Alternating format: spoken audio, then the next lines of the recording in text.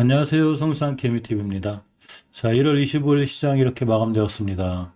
자, 끔찍한 월요일 화요일이죠. 어제 미국 시장이 좀 반등해줬음에도 불구하고 우리나라 시장이 굉장히 크게 밀렸습니다.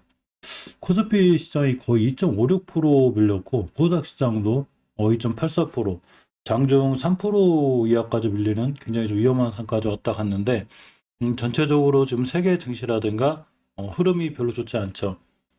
특히 물론 긴축이라든가 금리 인상에 대한 불안감 같은 것도 좀 있지만 그보다는 러시아 우크라이나 전쟁과 같은 굉장히 좀 안 좋은 세계적인 흐름이 있기 때문에 역시나 시장이 강력하게 좀 조정을 받고 있습니다. 사실 조정이라기보다는 추세가 하향으로 심하게 꺾여 있는 거죠. 코스피 시장 같은 경우에 개인이 홀로 5,800억을 매수를 했고 외국인과 기관이 4,600억, 1,700억 정도 매도하였습니다. 올라간 종목이 53개에 불과하고 올라간 종목도 크게 올라갔다고요. 조금 올라간 거고 거의 떨어진 종목이 862종목인데 엄청나게 크게 하락한 종목들이 대부분이고 코스닥 시장도 보시게 되면 개인이 이제 외국인하고 합쳐서 약 1,300억 정도 매도를 했고 기관이 홀로 1,200억 매수했습니다. 하락 종목이 1,300개에 다다르고 상승 종목이 132개밖에 없을 정도로다가 굉장히 추세가 안 좋죠. 이러한 추세는 당분간 이어질지 않을지 우리가 미리 맞출 수는 없지만 전체적으로 굉장히 지금 세계적으로도 그렇고 기존의 이 양적 완화를 통해서 풀어놓은 자금들에 대한 어떤 인플레이션의 영향이라든가 이런 게 강하게 시장에 반영이 되고 있습니다. 미국 지수 선물 같은 경우에도 지금 보시게 되면 또 떨어지고 있죠. 어제 살짝 반등했다 하더라도 떨어지고 있기 때문에 실질적으로 굉장히 위험한 상황으로 다가오고 있습니다. 자, 매일 살펴보는 HLB 그룹주들인데요. 지금은 어떠한 이슈나 호재도 잘 먹히지 않고 있기 때문에 사실은 관망하는 게 맞죠. 지금 섣불리 뛰어들어갔다가 위험한 상황이 맞고 그렇지만 우리가 또 챙겨봐야 될 이슈는 좀 챙겨보는 게 중요합니다. 지금 HLB 테라피틱스로 이제 상호가 변경이 된 지트리비엔티죠. 예전에 이 지트리비엔티인데 이 지트리비엔티가 국내 판권을 가진 코로나 백신 하나 있어요. 이게 바로 프랑스의 이제 발레바의 이제 코로나 백신이죠. 요 VLA 2001인데 요거에 대한 이제 이 국내 판권을 가지고 있습니다. 이러한 발레바 백신이 이제 승인 여부가 3월에 결정될 수 있다는 얘기가 좀 있어서 보려고 합니다. EMA, 유럽식품의약청이죠. 유럽연합 의약품 규제 당국이 조만간 프랑스 제약사의 발레바의 코로나19 백신 승인 여부를 판가름할 전망이라고 합니다. 3월이면 이제 1월달 거의 다 지나갔으니까 이제 한 달 반 정도, 길게 보면 2달 정도 남은 거죠. 자, 그렇기 때문에 HIV 테라피틱스 호재가 될 수 있긴 해도 역시나 오늘 크게 밀렸습니다. 지금은 어떠한 호재나 뉴스 잘 먹히지 않고 단지 수급에 의해서 외국인들이 원치 많은 종목들을 다 던지고 나가기 때문에 실제로 호재가 먹히는 시장이라기보다는 전체적으로 큰 이 호재가 먹히지 않고 있고 어떤 주식을 움직이는 주포나 세력들 입장에서도 주식을 끌어올리기 위해서 외국인들의 방해가 없어야 되는데 올라가지도 못하고 외국인들이 엄청난 매도 물량을 내놓음으로 인해서 역시나 주포나 세력들 입장에서도 이 주식을 끌어올리기가 쉽지 않은 게 맞습니다. 자, 먼저 HLB의 이 공매도를 살펴보면 특히 나눠진 나노코박스 관련한 이슈도 전혀 좀 들리고 있지 않죠. 자, 투자자배의 동향을 잠깐 살펴보도록 하겠습니다. 자, 기관이 어쨌거나 바닥권에서 좀 매수해주는 입장이고 오늘 코닥 시장은 결국 기관이 좀 방어를 해줬죠. 그럼에도 불구하고 거센 외국인과 기관의 개인의 매도에 의해서 많이 떨어졌습니다. 특히 요즘 좀 조심해야 될 게 개인들의 이제 반대 매매라든가 신용 미수에 관련한 그러니까 반대 매매가 매매를 부르는 이런 형태가 취해지고 있기 때문에 더더욱 밀리지 않나 싶고 자, 역시나 이렇게 보면 외국인과 개인, 특히 개인의 매도수가 굉장히 세죠. 이러므로 인해서 그 물량을 기관이 받은 상황이 됩니다. 공매도 형을 좀 살펴보면 이 공매도가 사실 HLB에 좀 걱정이긴 한데 올당 14%대. 자, 시장 상황과 무관하지 않죠. 시장이 계속 안 좋아지면서 공매도도 좀 득세를 하는 이런 상황이 돼 있죠. 대차거래 자체는 크진 않아요. 대차거래 자체가 크진 않은데 일단 공매도가 계속 나오는 부분이 리스크가 됩니다. 항상 제가 이제 종목을 설명할 때 이동평균선에 관한 설명을 많이 드립니다. 사실 이동평균선은 주식이 앞으로 올라갈 건가 상승할 걸가를 맞춰주는 게 아니죠. 내가 어떤 기준을 잡고 손절할 것인가 익절할 것인가를 결정해야 되는데 그런 기준을 나 스스로 잡고자 하기 위해서 우리가 이동평균선을 봅니다. 만약에 이동평균선대로만 주가가 움직인다면 당연히 프로그램 짜가지고 이동평균선대로만 하면 되죠. 그렇지만 그럴 수 없기 때문에 전체적으로 이동평균선도 참고 첨도사항이고, 이동평균선이 하는 일 중에 가장 큰 일이 바로 추세를 결정짓고 있죠. 자, 예를 들면 우리나라 대표적인 주식이 삼성전자죠. 삼성전자는 어떤 일이 있어도 20개월선을 깨면 안 돼요. 깨게 되면 추세가 크게 무너집니다. 그냥 우리나라 지수도 그렇지만 크게 무너지는데 예전에 20개월선 지켜줬죠. 자, 약속이나 한 것처럼 이런 형태가 되어 있고, SK하이닉스도 20개월선 깼다가 복귀시켜주는 이 시점부터 돌아 나왔습니다. 이렇듯 이동평균선은 내가 이 주식이 상승하거나 하락하는 걸 맞춰주는 게 아니라 이렇게 회복해 주었을 때 상승할 확률이 높기 때문에 내가 여기서 매수, 깨면 매도, 이렇게 손절 라인과 익절 라인을 정해주는 거죠. HLB 추세가 완전히 깨져 있죠. 지금 보시게 되면 60개선도 깼고 이전 저점도 이탈하면서 다시 한번 우하향의 길을 심하게 걷고 있습니다. 자, 주봉에서도 중기적인 추세는 5선을 돌파하지 못하기 때문에 다시 한번 크게 무너졌는데, 특히 예전에 중요한 변곡점, 단단한 지지선 가격이 있어요. 여기도 깼죠. 자, 이렇기 때문에 우하향의 길이 심해졌고, 이건 유독 HLB만의 문제가 아니에요. 우리나라 웬만한 전 종목은 전부 다 예전 저점 가격으로 돌아가고 있기 때문에 지수가 1035포인트에서 코닥 지수가 800포인트, 800 후반 포인트까지 밀렸다는 얘기는 웬만한 종목들이 많이 밀렸다는 얘기가 됩니다. 240에서는 이때 켜놓고 쭉 밀렸기 때문에 옆으로 가는 게 중요하고, 오늘을 저점을 기준으로 다시 돌아가 줄 수 있긴 할 것 같지만 어쨌거나 좀 더 지켜봐야 되는 상황이고, 다행히 거래량이 심해서 밀리는 건 아니기 때문에 이렇게 엄청난 악재가 있는 건 아니죠. 단지 이제 수급에 의해서 밀리는 거고, 특히 오늘은 개인들의 매도세가 좀 더 강해서 밀리지 않았나 싶습니다. 자, 넥스사이언스의 투자자 매매 동향을 잠깐 살펴보면 역시 개인이 이틀간 밀은 거죠. 개인들이만 홀로 매도했고 외국인 기관의 이틀간 강한 매수가 있습니다. 금융투자까지 같이 들어왔고, 일봉에서 최저점을 찍은 이날 결국 가장 많은 매도 물량을 내놓은 건 개인이란 얘기죠.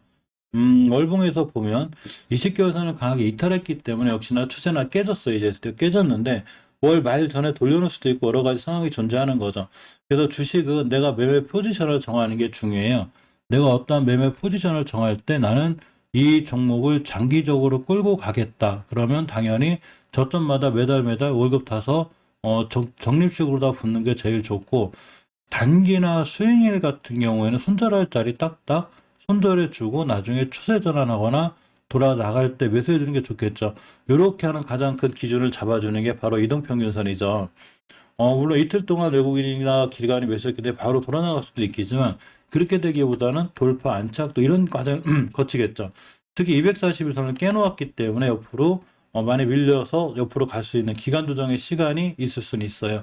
자, 그렇지만 항상 말씀드렸듯이 중기적인 추세는 5선 돌파 안착이 중요하고, 또 하나 이제 중요한 게 투자자 매매 동향을 보면, 자, 이렇게 외국인하고 기관이 사고 있죠. 이 양 매수자가 사고 있는 와중에 전체적으로 보면 개인들이 홀로 매도하는 입장이기 때문에 내가 HLB생명과학을 꾸준히 장기적으로 들고 가겠다. 그러면 역시나 저점 매수가 맞죠. 하지만 아직은 추세가 깨져 있기 때문에 일봉에서 어느 정도 자리 잡을 때 사는 것도 좋고, 또한 아까 말씀드린 대로 예동평균선이 중요하지 않다는 얘기는 이 회사의 가치를 보고 하는 거죠.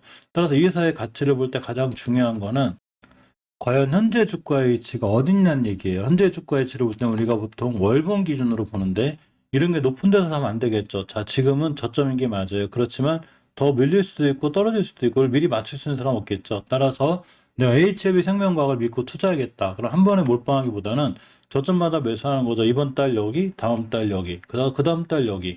이렇게 꾸준히 모아가는 게 중요해 보입니다. 단기적으로 만약 스윙이나 단타로 짧게 들어가서 이 몰빵했는데 자리 깨면 당연히 손절해야 되고, 일봉에서 240에서 깼죠. 손절이죠. 자, 그렇기 때문에 240은 깨고 이렇게 무너졌기 때문에 물론 이걸 최저점 기준으로 돌아서 나갈 수는 있어요. 하지만 추세가 틀어놓는 5일선 돌파 안착 이럴 때 해주는 게 좋고, 단기나 스윙으로 들어갈 땐 전체적으로 지금은 아니죠. 왜냐하면 지금은 종목에 대한 이슈보다 우리나라 시장 전체가 무너지는 거기 때문에 지금은 절대적으로 모든 종목들에 대한 관망이 맞습니다. 단지 HLB나 HL생명과학을 장기적으로 들고 가겠다 하시는 분들은 저점마다 매수하면 돼요. 그럼 평단가도 낮아지고 역시나 올라갈 수 있죠. 한 번에 몰빵한다거나 이렇게 전 재산을 털어놓는다거나 이렇게 되는 주식 투자는 꼭 HLB뿐만이 아니라 다른 종목에서도 결코 좋은 성적을 거둘 수 없을 것 같습니다.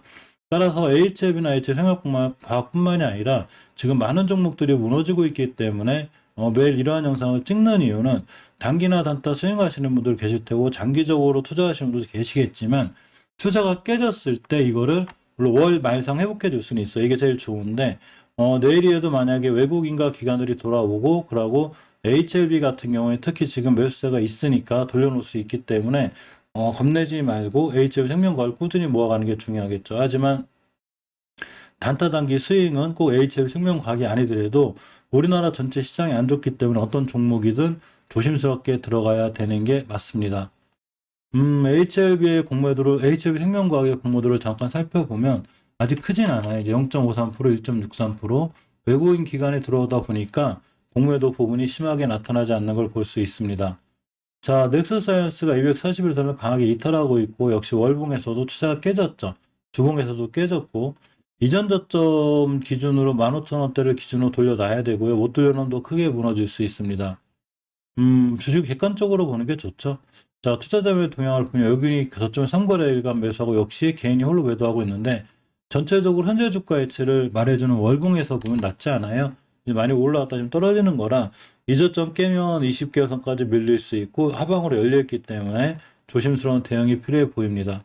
자, HLB 제약은 제가 말씀드렸듯이 20개선 깼을 때가 제일 위험한 거고 역시나 투자가 깨져 있습니다. 금방 말씀드렸듯이 20개선 이동평균선 중요한 게 아닌 것 같지만 내가 대응할 때 중요한 거죠. 20개선 깼네? 그럼 손절. 아니면 매수하지 않는 거죠. 매수했다 가더라도 못 돌려놓기 때문에 다시나 본전 근처에서 매도하고 기다리는 거죠. 20개선도 안착할 때까지 추세를 못 돌려놓고 있기 때문에 그린 거고 주봉에서도 옷은 깨게 되면 자꾸 추세가 밀려요. 그러니까 지금은 역시나 관망하는 게 맞고 투자자의 동향을 보면 역시나 오늘도 이렇게 개인이 거의 매도했습니다. 오늘 거의 많은 부분에서 개인분들이 매도해서 투매가 좀 많이 나와 있고 11,150원대 저점을 새로 찍었습니다.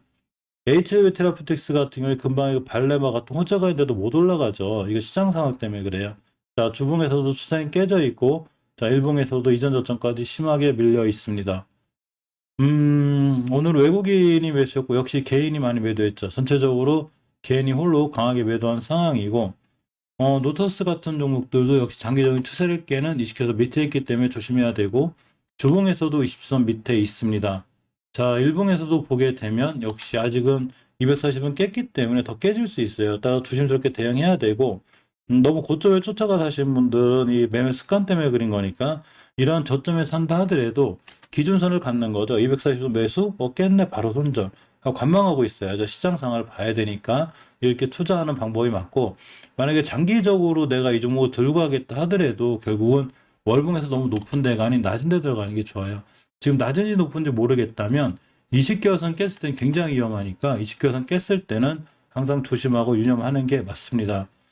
유일하게 HLB 포함은 좋죠. HLB 그룹은 아닌데 매각이 돼서 예전에 HLB 그룹이었기 때문에 살펴보고 있는데 20개선 잘 지켜주고 있고 주봉에서 역시나 추세턴 해놓고 이렇게 추세턴을 해놨을 때 20선을 강하게 뚫어놨을 때 제가 5주선과 2주선을 깨지 않는 게 중요하다고 그랬죠. 깨면 당연히 매수하지 않으면 되는데 오늘 잘 지켜줬고 시장이 그렇게 안 좋은데도 불구하고 240원에서 딱 찍고 돌아섰습니다. 자, 기준선을 지키고 있는 거죠. 이렇기 때문에 이동평균선 이런 차원에서 이용하는 거지 주식이 올라간다 떨어진다를 맞추는 게 아니라 내가 과연 어디서 손절을 하고 어디서 매수를 할 것인가를 결정짓고 원리 원칙대로 투자를 진행하는 것 이게 제일 중요해 보이지 않나 싶습니다. 자, 이상 HLB 그룹주에 관한 영상이었고요. 지금은 딱히 HLB 그룹주들 뿐만이 아니라 이 러시아 스푸트니크 V 관련주들이라든가 mRNA 관련주들 코로나 치료제부터 이 진단키트 관련주들 한때 핫했던 게임 관련주라든가 메타버스, mRNA 아무 소용없어요. 아무리 좋은 이슈여도 지금 다 떨어지고 있기 때문에 이거는 꼭 내가 가진 종목뿐만이 아니라 우리나라 시장 상황 전체가 그런 거니까 지금은 조심스럽게 신중하게 대응할 필요가 있습니다. 자, 이상 영상 마치겠습니다. 좋은 밤 되세요.